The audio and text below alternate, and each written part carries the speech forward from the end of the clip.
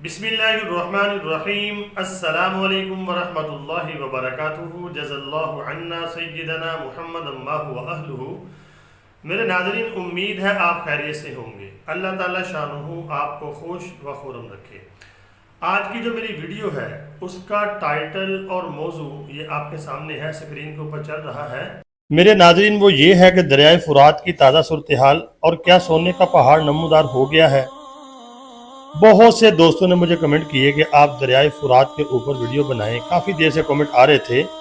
میں نے دوستوں کو بتایا ہوا ہے کہ دریائے فرات کے اوپر تقریباً 5-6 ویڈیو بنا کے رکھی ہوئی ہیں، آپ دیکھ لیں، لیکن کمنٹ یہ آتے ہیں کہ آپ تازہ ترین صورتحال سے ہمیں آگاہ کریں۔ تو میں نے کوشش کی ہے، اور سب سے پہلے میں آپ کے سامنے ایک حدیث پاک پیش کروں گا۔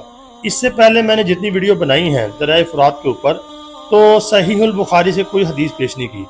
اب میں آپ کے سامنے جو حدیث پیش کرنے جا رہا ہوں وہ صحیح البخاری یعنی کہ حدیث کی کتابوں میں جس کو سب سے اعلیٰ درجہ حاصل ہے، صحیح البخاری کی حدیث آپ کے سامنے پیش کروں گا۔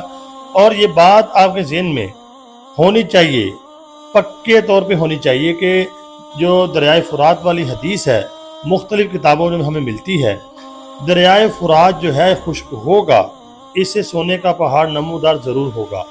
نبی پاک صلی اللہ علیہ وسلم کی یہ پیشن گوئی ہے۔ آج میں صحیح البخاری کی حدیث آپ کے سامنے پیش کروں گا۔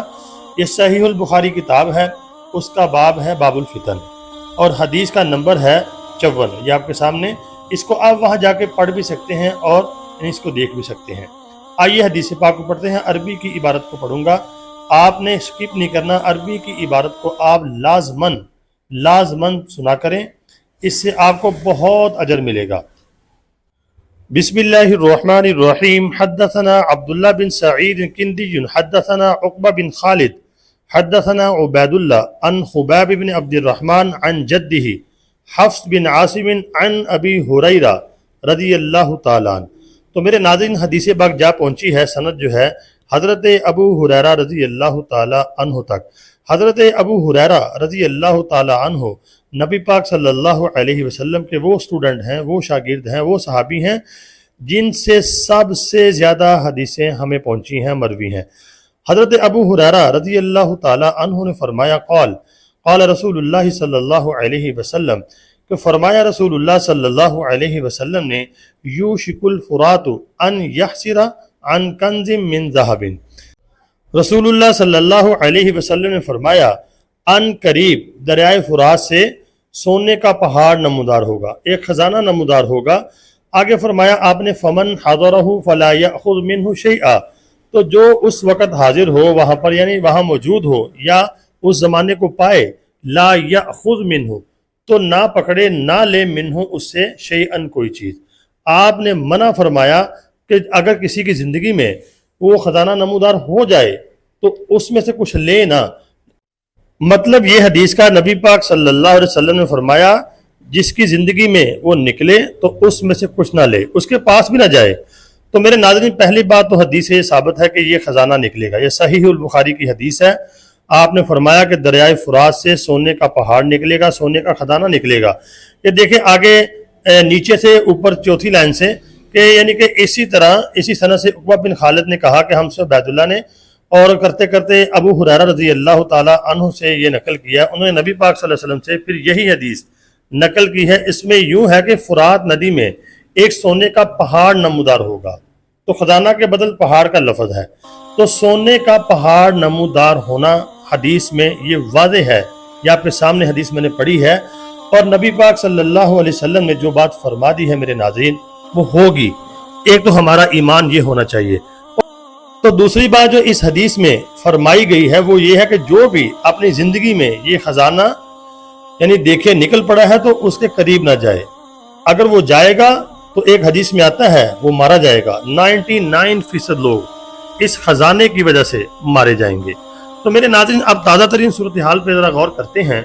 اگر آپ دیکھتے ہیں، میں نے آپ کو پیچھے ایک ویڈیو بنا کے دی تھی جس میں دریائے فرات کی 2022 کی کنڈیشن میں نے آپ کو بتائی تھی، پانی بہت زیادہ خشک ہو چکا ہے۔ اب بھی صورتحال ایسی ہے، تقریباً اگر آپ سیٹلائٹ کے اوپر جا کے دیکھ لیں تو آپ کو نظر آئے گا 80% دریائے فرات جو ہے وہ خشک ہو چکا ہے، 80%۔ اب خزانہ کب نکلے گا؟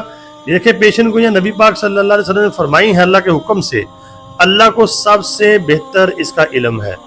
آج نکلتا ہے، کل نکلتا ہے، سال بعد نکلتا ہے، 2 سال بعد نکلتا ہے، لیکن یہ بات تو کنفرم ہے کہ اب یہ دریائے فرات کا خشک ہونا اس بات کی نشانی ہے کہ اب دور نہیں ہے۔ اگر آپ یہ بات کہیں گے کہ 20 سال بعد نکلے گا، 30 سال بعد، 50 سال بعد، یہ باتیں نہیں ہیں، کیونکہ 80% تو پانی وہاں خشک ہو گیا ہے۔ جب 80% پانی خشک ہو گیا تو مطلب کیا، اس کا اشارہ کیا مل رہا ہے کہ دریائے فرات سے کچھ نہ کچھ نمودار ہونے والا ہے، اور جنگیں بھی آپ کو بتا رہی ہیں، اور دریائے فرات جب خشک ہوگا اس سے پہلے جنگیں لگی ہوں گی، اور حضرت امام مہدی کا ظہور بھی قریب ہوگا۔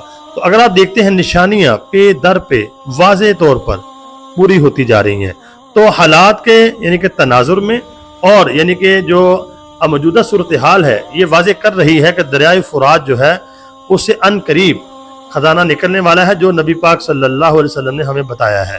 تو ہمیں کیا کرنا ہے، حدیث کو سمجھنا ہے، ہمیں منع کیا گیا اس کے پاس نہیں جانا، لیکن ہوگا ایسے نہیں۔ تو اب ہمیں کرنا کیا ہے، ہم نے اس کی کھوج میں نہیں پڑ جانا کہ آج نکلے گا، کل نکلے گا، کب نکلے گا۔